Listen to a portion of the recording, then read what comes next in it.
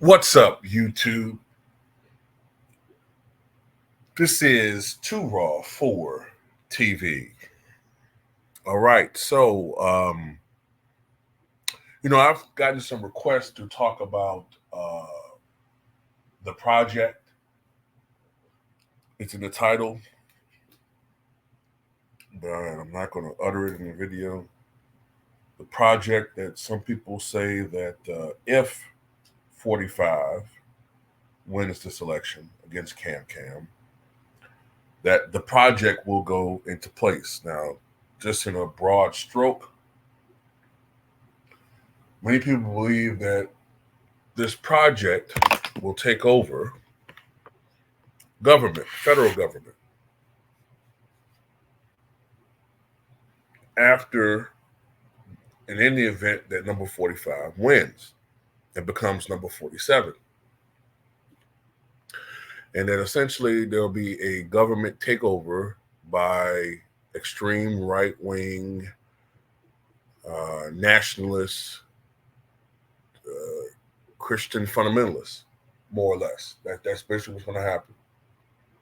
And that it's going to become basically a right wing dictatorship taking over the United States. Okay. To me, I'm not saying that there may not be truth to this. Perhaps, I don't know. But if I had to use my common judgment, use my judgment and common sense, I should say, I think that's a conspiracy theory used to scare people to vote for a certain person from California.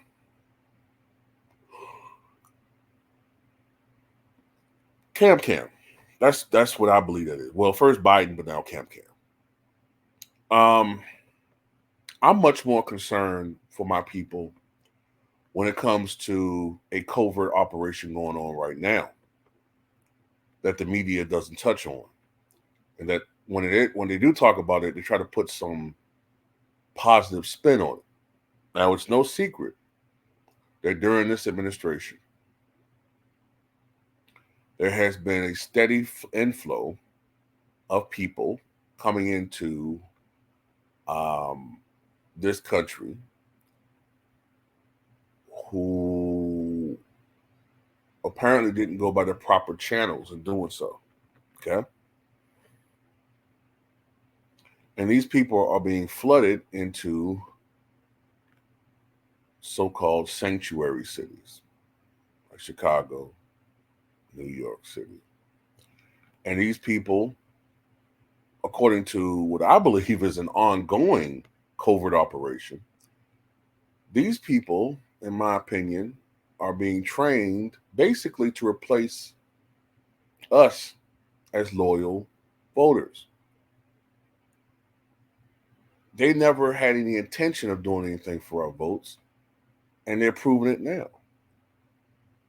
They'll willingly and will gladly replace us for some group that they're actually doing something for. You know what I'm saying? I believe there are operations where they're training these people to have special skills. These people, they're training some of them, the best and brightest of them, to be bilingual, so that one of these days, these people who have just gotten here, well, you know what? I'm not going to go too much in detail about that. I don't want to go into too much detail about that. I'm going to talk about what I do know.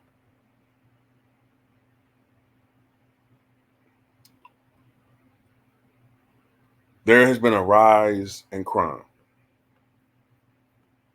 in many of these cities. In particular in New York City. And while many leaders had initially tried to deny this, it's now undeniable. And there are ruthless gangs, that are now terrorizing citizens. And unfortunately, and as I predicted and many others have predicted, they're terrorizing those who they are in closest proximity to, who are us. I warned of this. The most prominent channel warning of this is African Diaspora, Phil Scott. Okay, he's been warning about this for years. I've been warning about this. LB, others, warning about this. All in a play for and a ploy for votes.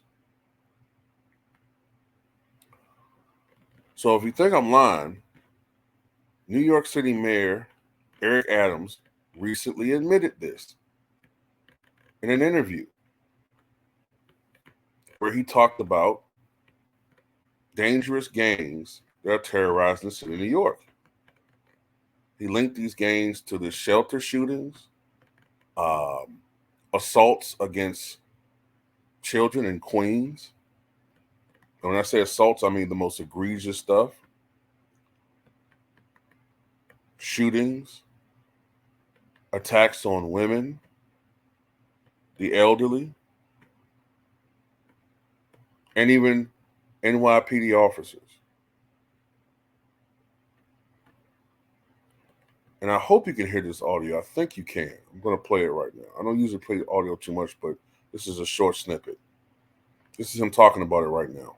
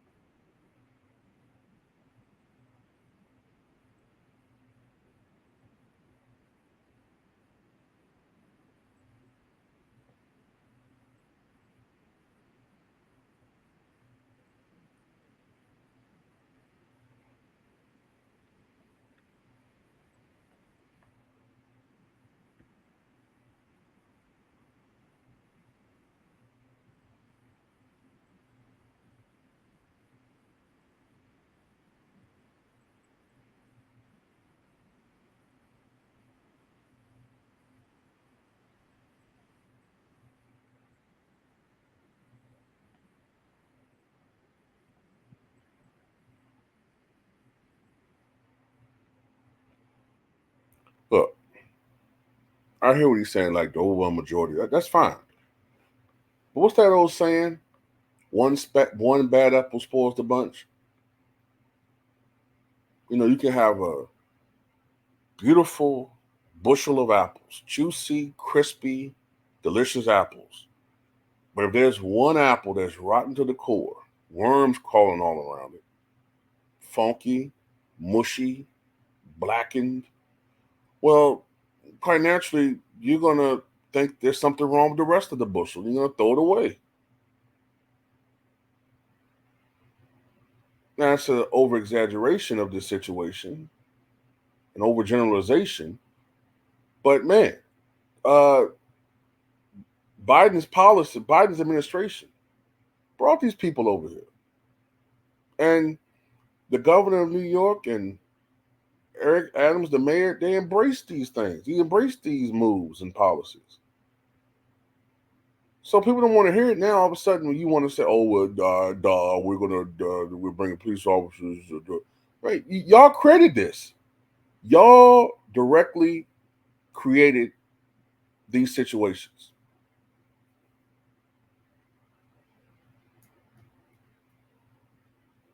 And I don't play deflection tactics on this channel, man.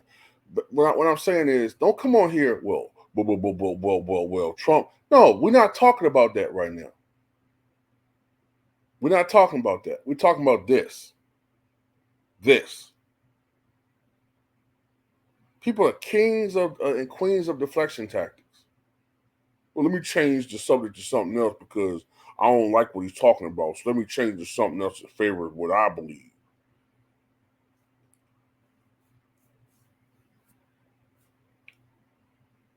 Notice all these people, all these liberals, all these cafe sip, these latte sipping, cafe dwelling, you know, nouveau riche liberals who live in their posh apartments in Long Island, or Manhattan.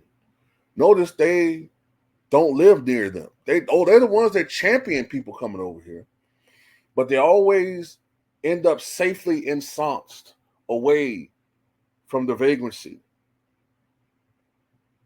and wanton criminality that we have to deal with on a daily basis. It's easy to say all that stuff, you know what I'm saying, when you're safely tucked away in your ivy tower, miles and tens of miles and hundreds of miles sometimes away from where the dicey, spicy action is going on. And we got to deal with it. And then we're told to shut the hell up and just stand in line and vote. Hell no!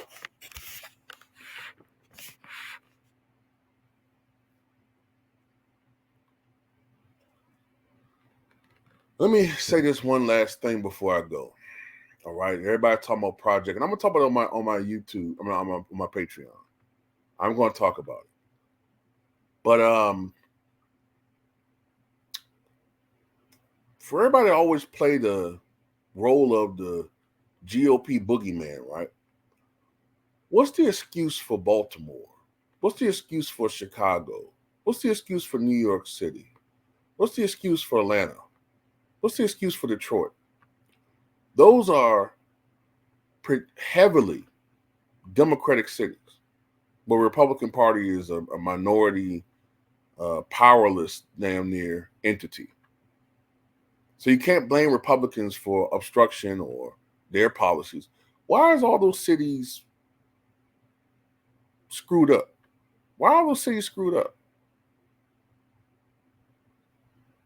Answer me that question. Why are all these cities failing? Why is leadership failing? Now, I've said this before. I don't blame the mayors all the time in these situations. I don't always blame the mayors because I've said this before. Now, if you haven't heard me say this, I'll say it again. You know, it's interesting when they say, oh, such and such becomes the first black female mayor of ATL or Baltimore or Chicago or Detroit or whatever, right? St. Louis. That's all fine and dandy, but most cities have moved away from the strong mayor system since the 1970s. You know, this ain't the same era where you had Mayor Daley, who was a local emperor, a local dictator in politics, who had so much power. In many of these cities, the mayor is almost a ceremonial position. The real power lies often in city council. And when you look at the makeup of city council, then you notice that of the 8 or 9 members, 5 or 6, okay, they have their own vested interests in their own areas and not our black asses. But they're faceless. You know, they don't be on the news. They're not projected as the leader when, in all honesty, all power is really with the council. So Lori Lightfoot and all these other female black mayors or male black mayors are the ones twisting in the wind and being criticized. But it's usually those behind the scenes they're fighting with that are the real villains. But they're all Democrats.